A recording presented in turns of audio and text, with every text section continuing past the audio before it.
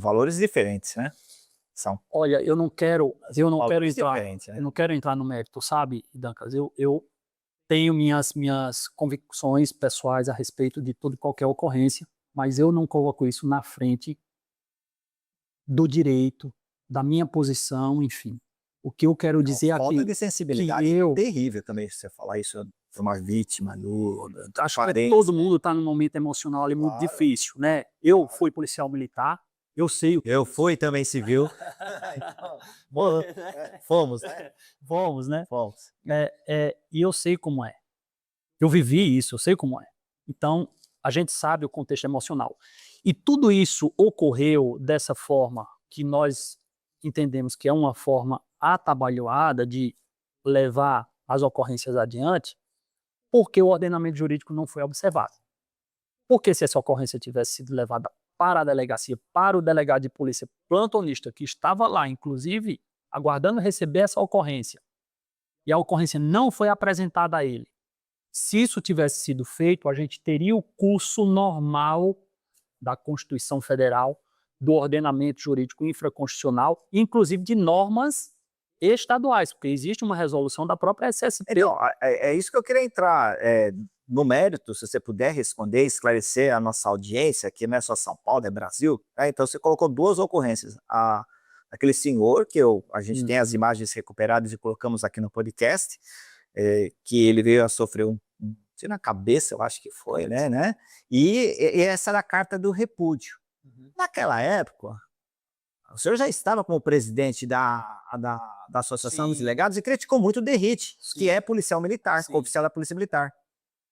E a gente até entendia que talvez ele pudesse puxar a sardinha para a Polícia Militar, como algumas pessoas falam, e deixando a Polícia Civil um pouquinho mais do lado. Mas hoje o cenário é diferente. O doutor Nico é policial civil, então ele ratificou o comportamento da Polícia Militar sendo delegado. Aí você faz a carta de repúdio. Então, a CSSP ratifica por um oficial da polícia, sendo secretário, e por um delegado de polícia, tá tudo certo, é legal. Ou não? Não, vamos delimitar as coisas. Primeiro, eu não critico pessoas, Sim, eu critico o que sai fora daquilo que está no ordenamento jurídico. deixa eu só Então, fazer um contorno aqui, fazer um parênteses, porque quando o doutor André está aqui, ele representa a associação. Só que a gente precisa lembrar que, seja Derrite, oficial da Polícia Militar, ou o doutor Nico, que é delegado de polícia, eles são pessoas politicamente expostas e assumem uma função pública de prestar o serviço. Então é legítimo a gente cobrar de pessoas públicas a melhor prestação de serviço. E esse podcast quer entender toda essa dinâmica. Fique bem claro, doutor André não é pessoa politicamente exposta. É delegado de polícia afastado hoje como presidente da associação. O Derrite é oficial da polícia, oficial da reserva remunerada. Por quê? Porque ele é deputado federal e vai concorrer ao Senado. Então ele estava como pessoa politicamente exposta, hoje também é. E o doutor Nico assume essa função também, de pessoa politicamente exposta. Errei alguma coisa? não, Então eles, como pessoas públicas, eh, vão sofrer, obviamente, o julgamento público por trabalhar, por prestar serviço para nós. eu volto a dizer assim, eu acho que não é nem a questão da PEP, né, pessoa politicamente exposta. Na minha visão, volto a dizer, eu tô delimitando o tema, um aspecto técnico-jurídico de ocorrências e que essas ocorrências demandam, e aí é onde talvez entre no ponto que você está trazendo, demandam um posicionamento institucional. E quem está à frente da pasta, eventualmente é um policial militar, é um delegado de polícia, como já foi promotor de justiça, pode ser quem seja, qualquer cargo. É, então, você tem essa delimitação aqui da questão.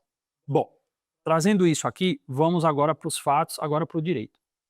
Tanto naquela situação em que houve uma morte decorrente de intervenção policial, como nessa situação de agora, em que houve uma lesão corporal decorrente de intervenção policial, tendo em vista que a vítima não faleceu, nas duas situações a gente tem aí, tese, em tese, um crime contra a vida, praticado por um militar contra um civil, que em tese a gente pode ter uma responsabilização pelo tribunal do júri, no caso, inclusive, da morte decorrente de intervenção policial. Estou falando de lei, não estou falando do fato.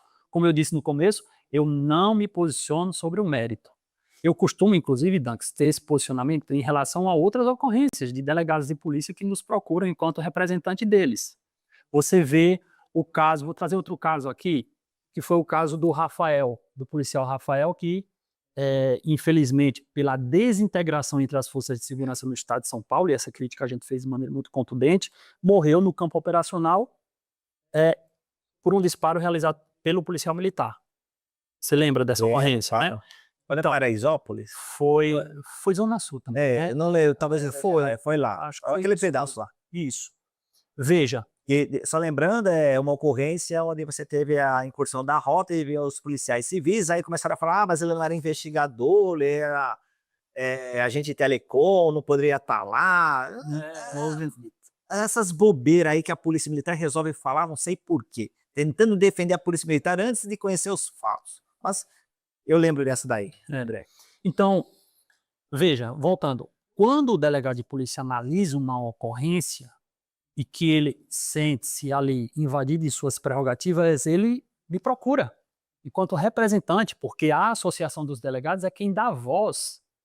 E eu, por uma circunstância, estou no cargo de presidente. Eu tenho que ser a voz daquele delegado que não pode, muitas vezes, inclusive, se manifestar publicamente em relação a determinada ocorrência, em relação a determinada invasão das competências, das atribuições que ele tem. E não é porque ele quer, porque ele gosta de ter atribuições, é porque ele precisa, senão ele não desenvolve. Senão depois ele é quem vai ser punido. E ele não pode nem falar. Como delegado, qualquer policial civil não pode. É a lei da mordaça em São Paulo, né?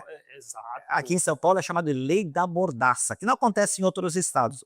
Qualquer policial, seja civil, militar, científico, penal, ele não pode falar oi, sendo policial, né? Então ele me procura e eu falo, porque eu não tenho nenhum problema em falar aquilo que tem que ser dito. Exatamente. Exatamente. Aqui não tem nenhum problema. Se é para falar, se é para defender o correto, o certo, a gente vai falar. Não tenho nenhum problema com isso.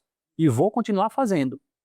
Então, quando a gente tem os delegados, ou até mesmo hoje, por meio do Fórum Resiste Polícia Civil, que depois é importante a gente até falar sobre, policiais civis envolvidos em situações que demandam uma voz mais potente, a gente é procurado e a gente vai exercer o nosso papel de acordo também com o que a lei prevê. Eu tenho um estatuto que me dá essa cobertura. Eu tenho leis, eu tenho a própria Constituição Federal que defende o direito de associação, de livre manifestação do pensamento. Então a gente vem aqui para trazer essa exposição pautada na técnica, no equilíbrio e defendendo a verdade.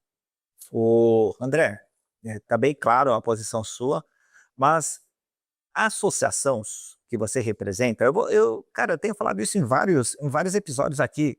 Vamos falar de 3 associações. A Associação dos Delegados de São Paulo, o André Tarri, que é o presidente. Eu vou falar das praças, que eu conheço o Gimenez, veteranos Gimenez, é outro que está defendendo os policiais. E a PMDFESP, que é uma associação sui generis, defende todos os policiais vitimados ou que se tornam PCV. Tirando essas 3 associações, eu não conheço nenhuma que defenda policiais. Eu não conheço, você conhece? Não, eu não conheço, não vou colocar nessa situação. Eu não conheço, cara. Então ele vem aqui e fala. E isso que é legal. E aí eu vou fazer uma pergunta para o presidente da associação. Os policiais civis, no caso você vai falar só pelos delegados, né? Você não tem essa legitimidade para falar pelos investigadores. Fica o convite aí para a Associação dos Investigadores, para a Associação dos Escrivães, sindicatos, virem aqui também a se manifestarem. Os delegados em São Paulo ganham bem? Porque eles hoje ganham lá? Porque vocês falam, tem o meu RTP o mais baixo do Brasil. Mas o meu padrão é o mais baixo do Brasil. Vocês já não 100% de RTP. Vocês acumulam delegacia. Vocês fecham DP, faz central de flagrante. Vocês vão colocando uma série de penduricados que o delegado está ganhando 30, 40 mil. É verdade ou não? Igual o pessoal fala aí nas redes. Não, esclareça isso daí pra gente. Vamos esclarecer. O salário dos delegados de polícia do estado de São Paulo estão ali nas piores colocações do ranking nacional. Isso é estudo. Isso daqui eu não estou falando porque eu acho. Eu fiz um estudo recente, do ano passado, em que a gente trouxe ali mais de 100 laudas por um escritório muito bem consolidado, um escritório excelente de Brasília.